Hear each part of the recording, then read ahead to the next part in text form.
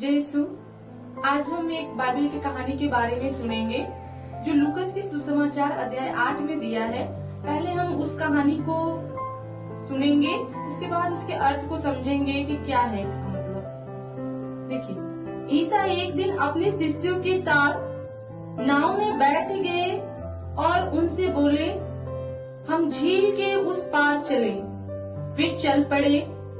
नाव चल ही रही थी और ईसा सो जाते हैं। तब झील में झंझावाट उठा। नाव पानी से भरी जा रही थी और वे संकट में पड़ गए। शिष्यों ने ईसा के पास आकर कहा, उन्हें जगाया और उनसे कहा, गुरुवर, गुरुवर, हम डूब रहे हैं। वे जाग गए और उन्होंने वायु तथा लहरों को डांटा। वे थम गई और शांति छा गई। तब उन्होंने शिष्यों से कहा, तुम लोगों का विश्वास कहाँ है? उन पर भय छा गया और वे अचंभे में पड़कर आपस में यह कहते रहे, आखिर यह कौन है जो वायु और लहरों को भी आज्ञा देते हैं और वे उनकी आज्ञा को मानते हैं। देखिए यहाँ पे क्या होता है।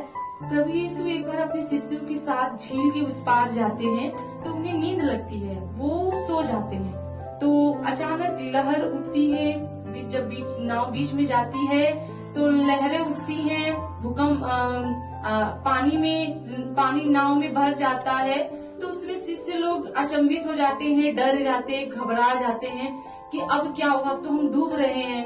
तो वो प्रभु यीशु के पास जाते, जो बड़े चैन की नींद में सोते हैं, वो उनके पास जाते हैं और कहते हैं, गुरुवर, हम डूब रहे हैं, हमें बचाइए।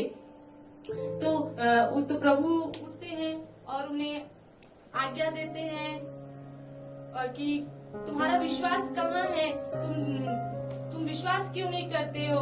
तो वे अचंभे में पड़ जाते हैं और बोलते हैं, ये कौन है जिनका बात, आंधी, तूफान, लहरें भी मानती हैं। तो देखिए मेरे प्रिय मित्रों कि परमेश्वर की आज्ञा का पालन करना हमारे जीवन में सबसे महत्वपूर्ण है, सबसे उपयोगी है। परमेश्वर के वचन का पालन करना चाहिए हमें अपने जीवन में। तब हमें परमेश्वर हमसे प्रेम रखेंगे, हमें प्यार करेंगे। परमेश्वर का आज्ञा का पालन हमारे जीवन में बहुत बड़ी महत्वपूर्ण बात है। जिस तरह परमेश्वर प्रभु यीशु आज्ञा का पालन करते हैं और अपने पिता ईश्वर की आज्ञा का पालन करते हैं, तो हमें इस कहानी से ये शिक्षा मिलती है कि हमें विश्वास करना है परमेश्वर पे, और परमेश्वर पे विश्वास करते हुए अपने काम को आगे बढ़ना है। ऐसा नहीं है कि कोई तकलीफ आ जाती है, दुख आ जाता है, पीड़ा आ जाती है तो हम घबरा जाते हैं, हम विचलित हो जाते हैं। ऐसा नहीं करना है। परमेश्वर इस कहानी के द्वारा हमें बताना चाहता है कि हमें विश्वास करना है, चाहे कैसी भी परिस्थिति हो, हमें स्थिर रहना है। वचन में लिखा है, विश्वास उन बातों की स्थिर प्रतीक्षा है जिनकी हम आशा करते हैं और उन वस्तुओं के अस्तित्व के विषय में दृढ़ धारणा है जिन्हें हम नहीं देखते हैं। तो प्रिय मित्रों, आप विश्वास करिए परमेश्वर में, परमेश्वर के वचन में, प्रार्थना में आगे बढ़ते रहिए और अपने जीवन में सफलता को प्राप्त करते रहिए।